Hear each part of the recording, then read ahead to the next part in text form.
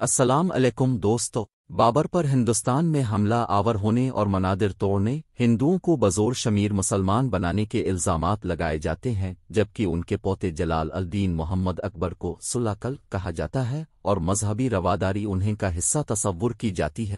لیکن دہلی یونیورسٹی کے شعبہ تاریخ میں اسسٹنٹ پروفیسر سیف الدین احمد کا کہنا ہے کہ مورخ اور سیاسی ماہرین نے اکثر بادشاہ اکبر اور اشوک کو ایک مضبوط حکمراں کی نظر سے دیکھا اور اس کی اہمیت کو اجاگر کیا ہے۔ یہ دونوں شخصیات ہندوستان کی طویل تاریخ میں سلطنت سازی کے نباز مانے جاتے ہیں، جبکہ بادشاہ بابر ایودھیا میں مندر توڑ کر مسجد کی تعمیر کرنے کے لیے بدنام ہے۔ وہ مزید کہتے ہیں کہ اب بابر کا وصیت نامہ جو اس نے اپنے بیٹے اور جانشین ہمایوں کے لیے تخلیق کیا تھا، وہ اس سیاسی نظریے کی عمدہ مثال ہے جس کا ارتقا خراسان میں ہوا۔ بابر نے کئی ایسے موضوعات کی طرف اشارہ کیا ہے جسے آج کی سیاسی جماعتیں بالکل نظر انداز کر دیتی ہیں، اسے خاطر میں لانے میں کوتاہی برتتی ہیں۔ بابر کو ہندوستان میں بہت عرصے رہنے کا موقع نہیں ملا، لیکن اپنی فطری ذہانت سے اس نے جلد ہی یہاں کی خصوصیت اختیار کر لی، اور اس نے ہمیون کے لیے جو وصیت لکھی اس سے اس کی انصاف پسندی اور مدبرانہ قابلیت کا پتہ چلتا ہے۔ بابر نے لکھا،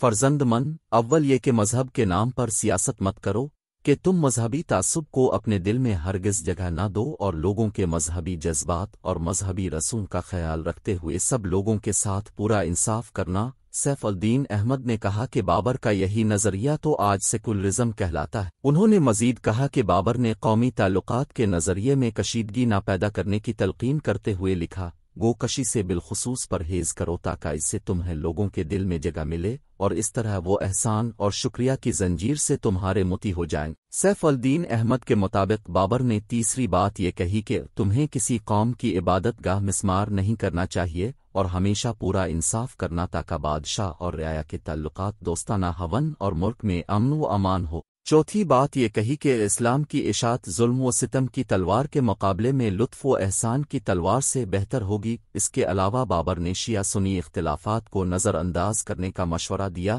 اور ذات پات کے نام پر عوام کے اندر رسا کشی سے گریز کرنے کو کہا، نہیں تو اس سے ملک کی یکجہتی کو نقصان ہوگا اور حکمران جلد ہی اپنے اقتدار سے ہاتھ دھو بیٹھیں گے۔ سیف الدین کے مطابق بابر نے یہ بھی کہا کہ اپنی رعایا کی مختلف خصوصیات کو سال کے مختلف موسم کی طرح سمجھو تاکہ حکومت اور عوام مختلف بیماریوں اور کمزوریوں سے بچ سکیں۔ پروفیسر نشاط منظر نے بتایا کہ حقیقت یہ ہے کہ بابر کا دل ہندوستان کی طرح کشادہ تھا اور وہ جہد مسلسل میں یقین رکھتا تھا۔ اس کی فطرت میں دلچسپی اور ہندوستان میں باغات کی تعمیر نے ایک نئے عہد کا آغاز کیا ہے جس کی معراج ہمیں جہانگیر کے باغوں اور شاہ جہاں کی تعمیرات میں نظر آتا ہے۔ بابر کی زندگی میں مذہب کا بہت دخل تھا، اور وہ بہت سے لوگوں کے بارے میں بیان کرنے کے دوران اس بات کا ذکر کرنا نہیں بھولتا کہ وہ نمازی تھا، آئیے کہ اس نے فلاں نماز کے وقت سفر شروع کیا اور فلاں نماز وہاں پڑھی۔ اگرچہ وہ نجومیوں اور ستارہ شناسوں سے احوال دریافت کرتے تھے، لیکن توہم پرستی سے دور تھے۔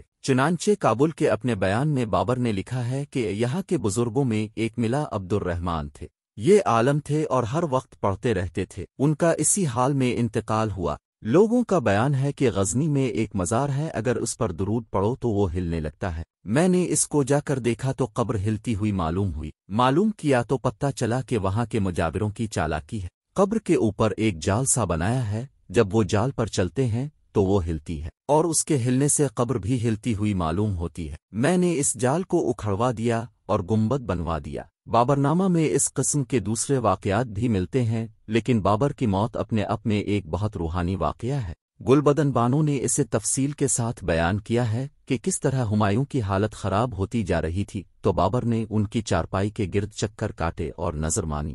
وہ لکھتی ہیں کہ ہمارے یہاں ایسا ہوتا تھا، لیکن بابا جانم نے تو اپنی جان کے بدلے ہمایوں کی جان مانگ لی تھی، چنانچہ یہ ہوا کہ ہمایوں اچھے ہوتے گئے اور بابر علیل، اور اسی حالت میں 26 دسمبر 1530 کو ایک عظیم فاتح نے دنیا کو الوداع کہا اور اپنے پیچھے بے شمار سوالات چھوڑ گیا۔